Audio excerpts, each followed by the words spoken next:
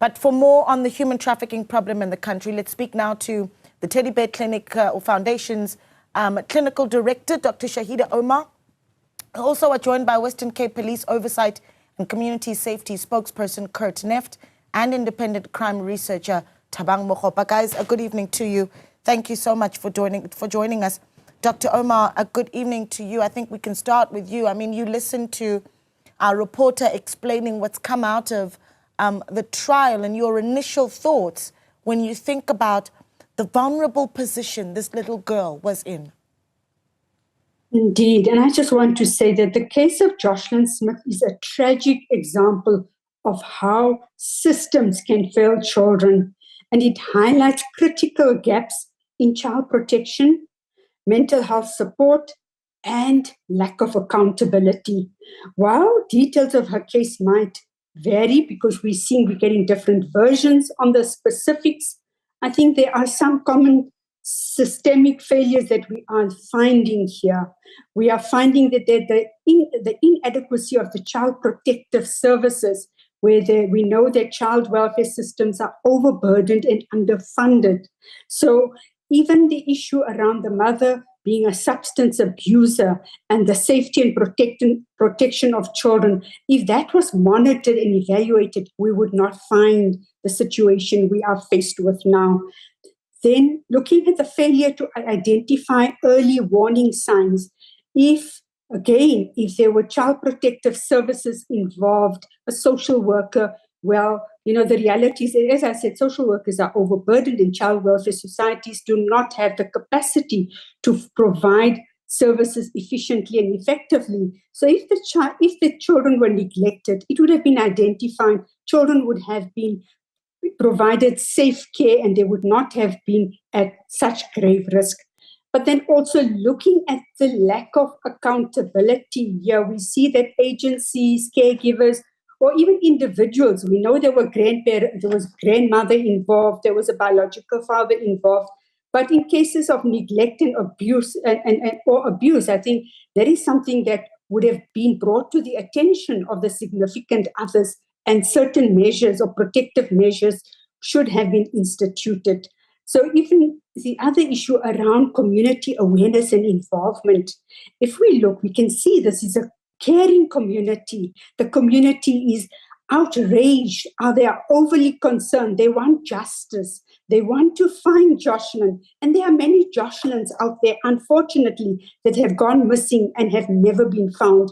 And we need to ensure that communities can be empowered. We look at the community network support systems, that they can be empowered in terms of identifying, managing, referring, looking out for children at risk.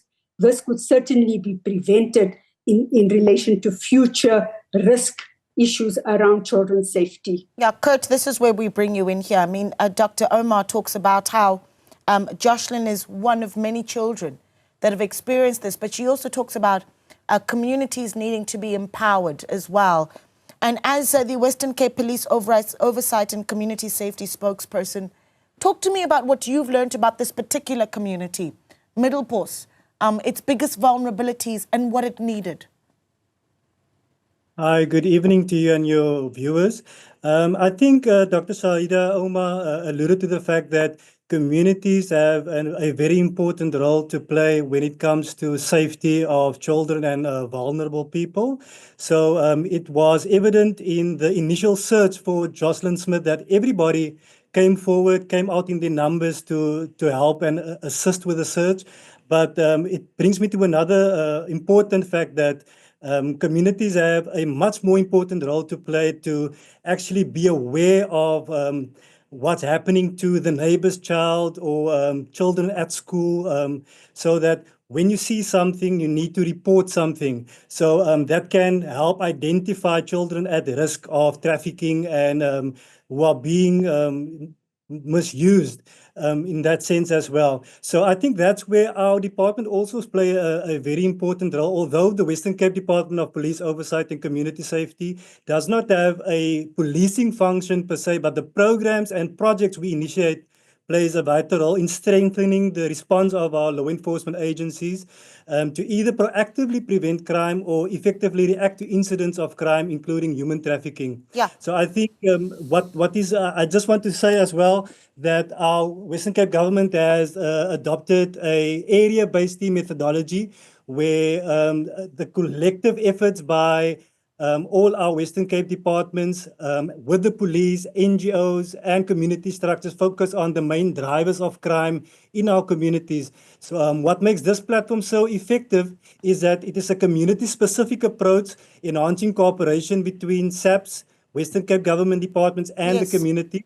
And this is where the social protective factors against violence are strengthened. Yeah, Kurt, let me jump in there. And I appreciate all of that. And I think you're talking about, I suppose, the institutional infrastructure that's available in the Western Cape.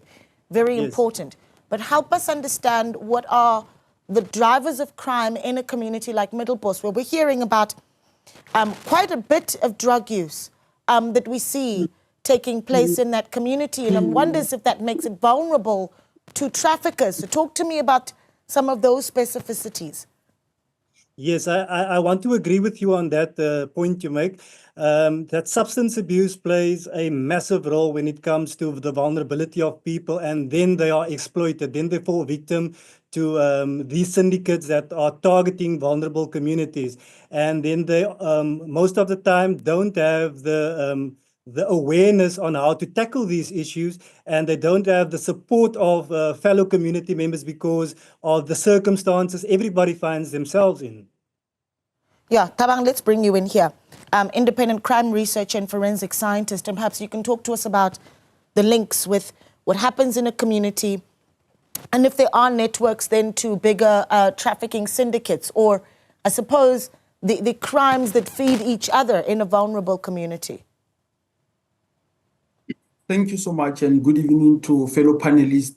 Let me start by just mentioning that according to the International Organization for Migration, human trafficking is one of the multi-billion criminal industries. The shocking factor is that family members are involved in more than half of the human trafficking cases in the world involving children. At the helm of these cases is the socio-economic factors as well as the cosmological factors. Let me speak to the cosmological factors: greed, intoxication, and gross parental neglect, which lead to parents becoming susceptible to being habitual criminals. We've seen in various fraud cases involving insurance whereby parents themselves are being trialed in most of the high courts in South Africa for orchestrating the deaths of their own children and sometimes partners. Now let us look at the statistics of the occult cases from the South African policies, whereby parents are at the helm of sacrificing their own children for rituals. And the challenge is mainly that the trading of body parts for medicinal purposes is still rife in South Africa, and it's being ignored. Lastly, the reliance of intoxicating substances, I think all panelists agree, it is at the center of this problem that we are facing currently. Sure, Tabang, you've painted a grim picture there. Tabang Bogopa essentially saying half of some of the human trafficking cases of children that we've seen, family members are somehow involved. We want to get your thoughts on this one as well. Send us a WhatsApp on 072-110-5584.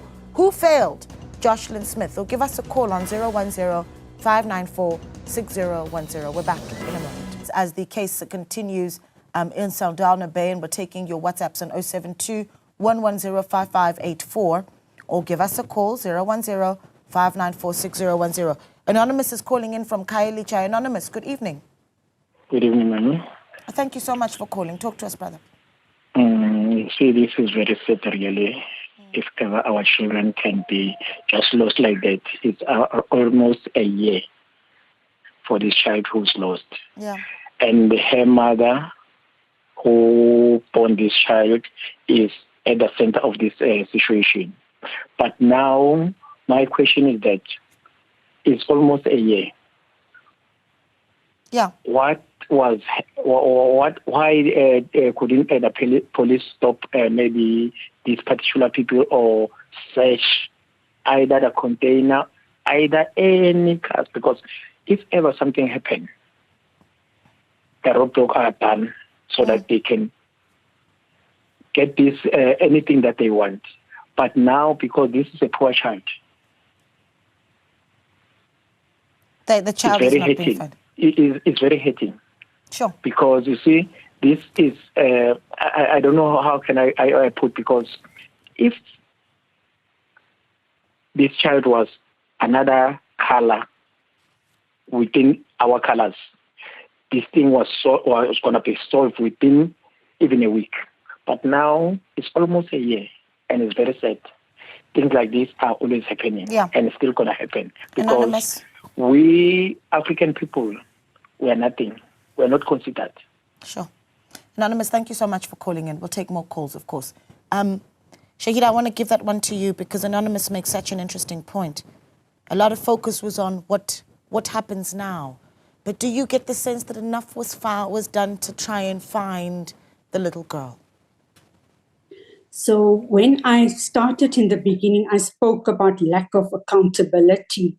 And if we just look at the different systems, education, children, probably not the first time they've been out of school or not the first time they've worn dirty clothes. So we're looking at that where there's been no follow-up or management or referral there. Then looking at designated child protection social workers, knowing fully well the mother's background, her history, her substance abuse, and that it was chronic, and then looking at significant others, family members who fully knew about this addiction, but also community members. I think we have to factor into the equation that everybody has a role, a right, and a responsibility here. But it seems that there's been a collective failure of all the systems. It's a systemic failure where the systems that are supposed to protect children, it's an implicit expectation of children to be protected by all. Firstly, by family members, the biological parents who parent the child, the other extended family members, the school, the social workers, if we look at law enforcement in terms of the search and continued and swift and prompt responses for the search of Joshlin Smith and many other Joshlin Smiths where there hasn't been that immediate response or timeous response or appropriate and adequate responses, because we know that once a child goes missing, the first 24 hours are absolutely critical. But even in that 1 hour, they change hands so many times. I think my learned colleague that comes from the community safety and law enforcement could certainly attest to that.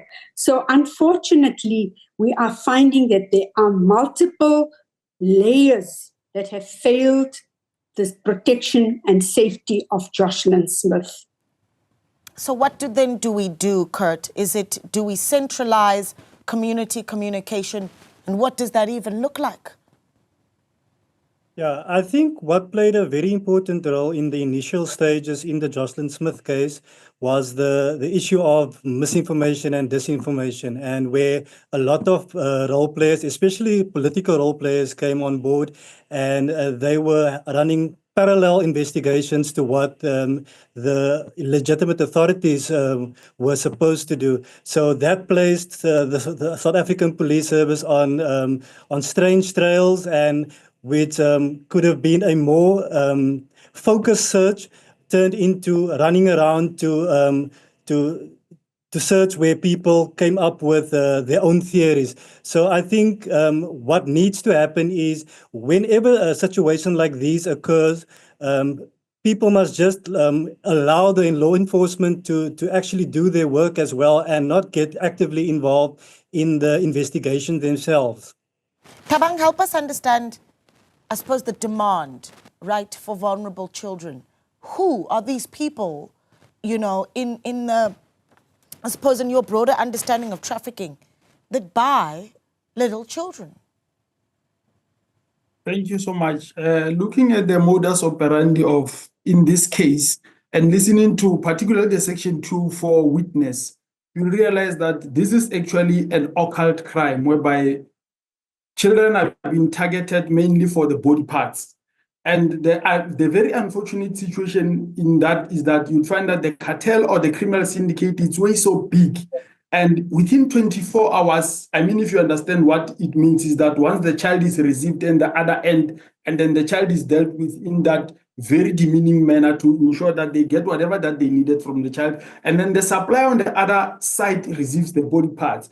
And for us to expect justice, and it's also a challenge from the SAPS side, because by the time that the SAPS investigate this now as a serious crime of occult nature, it is already very late, because they would waste perhaps 5 days as a missing person case, just looking around in the communities and all that, instead of now realizing that if a child is missing, let us have the highest assumption to say, what if the worst is happening or the worst might happen, and then calm down until they filter it to say maybe it was just a missing person case. So all I'm saying is that the complexity of the case becomes so difficult that by the time that we are now trying to resolve the case, the child might no longer be with us on this world. Yeah. That's the problem. So who needs to step it up, Thabang? I'm closing it off, so giving you all an opportunity for recommendations.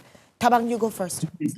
Thanks. I think it was also raised in Parliament that all missing person cases involving children must be taken with the highest level of seriousness, and particularly where possible at the level of each police station. The designated person or people investigating missing person-based cases must, number one, be more or must be capacitated, but number two, must be given sufficient resources to investigate these cases within the first 24 hours of such case being reported. Thank you. Yeah. Shahida, your final thoughts? My final thoughts that we all need to work together. The community networks need to be strengthened. There must be agency where they are more empowered, enlightened on the processes and how to report, where to report, and in terms of responsibilities where they can access and demand their rights. I think this is very important because often people are afraid of law enforcement and actually move away. So we need to get people to stand up, speak out, break the silence, and ensure that action is mobilized in the best interest of children. Yeah, thank you. Kurt, your recommendations. Yeah, I think I actually want to tune in with what Dr. Omar said, that there needs to be better collaboration between communities and law enforcement, and that relationship between the police and community, which is usually very strained, must be repaired. And I think our department goes a long way in trying to mend that relationship through our support of community police forums and neighborhood watch structures. So I think going forward, we need to have better collaboration, and we should also look at maybe legislative amendments to deal specifically with that golden hour when somebody goes missing. So that is also important that we should look at. Yeah, thank you so much. Dr. Shahida Omar of the Teddy Bear Clinic, Kurt Nefties with the Western Cape Police Oversight and Community Safety, and Thabang Bokgopa, independent crime researcher and forensic scientist there. Some WhatsApps have come in on this one. Let's take a look at those. All right, and there you have it. These WhatsApps coming in. Good evening. Her mother must speak. She knows the truth of what happened to her child. Thank you so much for that. Good evening, Naledi. I think time is running out. Police must start looking to see if Joshlin is alive or not. Definitely the mother sold the child for the price of less than a TV. Shoo, when you put it like that. Let's hear from Gugu, who's calling in from Durban. Gugu, good evening. Good evening. My feeling or my thoughts are that the mother knows exactly what happened to the child. I feel that this thing about the child being sold for the eyes and for the skin is just a smoke screen, from telling the world exactly where the child is. We all read about these stories about children being killed for human parts. But I think this is more than that, really. The question is, how do we get the truth from that mother, Gugu? She needs to talk. She needs to talk. She and the two guys that are in court with her. She needs to talk. I mean, the evidence is that she's been kind of like, well, she hasn't been questioned in court, but. Okay. All right, Kuku, I'm hearing you. She needs to take the stand. All right. your TV's on as well. Kelvin is in Pietermaritzburg. Kelvin, good evening. Hi, Ma. Thank you so much for calling, Kelvin. Go ahead. Kevin, sorry. Oh, is it Kevin? Okay, thanks, Kevin. Yeah, it's almost a year. It's a year gone past with Joshlin Smith being missing. Why was Joshlin's mother initially not being interrogated to get the truth? That poor child, maybe, from my side, I don't think the poor child is even alive. Heartbreaking. Heartbreaking. Why wasn't the mother initially interrogated? Yeah, the ultimate question. And yet the child still is not found. Kevin calling in there from Pietermaritzburg. We'll keep the WhatsApps coming in 072 110 5584.